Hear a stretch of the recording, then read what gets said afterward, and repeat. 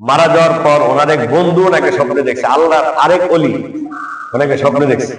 তো স্বপ্নে দেখার পর বলতেছে, মালিক তোমার সাথে আল্লাহ তাআলা কেমন আচরণ করছে? বলে, আল্লাহ আমার সাথে এত ভালো আচরণ করছে, আমি যা কল্পনা করি নাই তার চেয়ে বেশি আল্লাহ তাআলা আমাকে অনেক অনেক অনেক অনেক বেশি দিছে।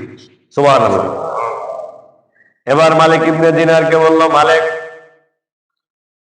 তাহলে আমি যে স্বপ্নে দেখলাম তুমি অনেক ভালো অবস্থায় আছো, আমি যে তোমাকে দেখতেছি হাসি খুশি, আল্লাহ তোমার সাথে এত ভালো আচরণ করেছে স্বপ্নের মধ্যে, তাহলে তোমার সামনের যে বাড়ি, তোমার বাড়ি থেকে বাড়িটা আরো সুন্দর দেখা যায়, কারণ নাকি এই বাড়িটা কার?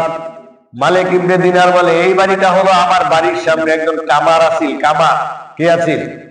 ওই কামার, এই কামারের জন্য এই বাড়ি। সাথে সাথে ঘুম ভেঙে গেল। মালিক ইবনে দিনারের বন্ধু সাথে সাথে চলে গেল সকালবেলা ফজরের পরে ওই বাড়িতে। যাওয়ার পরে এবার বলতেছেন, ডাক দিছে তার ছেলে মেয়েদেরকে, তোমরা বাইরে বের হয়ে আসো। সালাম দিছে, বের হয়ে এসে, তোমার বাবা এমন কি কাজ করছে? সে তো একটা কামার ছিল, তাহলে তার এত মর্যাদা কেন? বলে, আমরা তো জানি না। তোমার মাকে ডাক দাও। মাকে ডাক দিয়েছে পর্দার আড়ালে, বলে, মা আপনার স্বামী কি এমন কাজ করেছে যার কারণে মালিক ইবনে দিনারের চেয়ে তার মর্যাদা বেশি?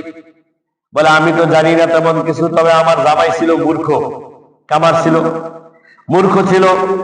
সব সময় আমার স্বামী ধারালো অস্ত্র বানাইতো, ছুরি বানাইতো, তরবারি বানাইতো, ঢাল বানাইতো। যুদ্ধের জন্য মানুষ আমার স্বামীর কাছে আসতো। বড় বড় মন্ত্রী এমপিরা, বড় বড় কমান্ডাররা আসতো, কারণ উনি হাতে খুব ভালো কাজ পারত। কিন্তু ওনার মধ্যে একটা গুণ ছিল, যেহেতু বাড়ির পিছনে বারান্দার মধ্যে, বাড়ির সামনে যেহেতু কামারের সেই দোকানটা ছিল, আমি দেখতাম যখন উনি বাড়ি নিত আর আজান যদি দিত মুয়াজ্জিন আল্লাহু আকবার, ওই হাতুড়িটা কখনো সামনে নিত না, পিছনে ফালায় দিত। সুবহানাল্লাহ। যত বড় কাজ থাকুক, যত ইম্পর্টেন্ট কাজ থাকুক, যত বড় কাজ থাকুক, যত দামি দামি ব্যক্তির কাজ থাকুক না কেন, আল্লাহু আকবার মুয়াজ্জিন বলার সাথে সাথে ওনার হাতুড়ি আমি কখনো মৃত্যুর আগে সামনে আসতে দেখি নাই, হাতুড়িটার সাথে সাথে পিছনে ফালাইয়া দিত। সুবহানাল্লাহ। এটা ছিল ওনার সবচেয়ে বড় গুণ। ওনার শরীর চেহারা কেমন জানি হয়ে যেত আযানের পরে, মানে আরেক রকম হয়ে যেত, কাউকে চিনতো না, দৌড়ে চলে আসতো, মসজিদে চলে যেত। এটা ছিল ওনার গুণ। 2 নম্বর হলো, উনি রাতের বেলা যখন তাহাজ্জুদ করত, মালিক ইবনে দিনারের বাড়ি যেহেতু আমার সামনাসামনি, মালিক ইবনে দিনারও তাহাজ্জুদ করতো, উনিও তাহাজ্জুদ করতো।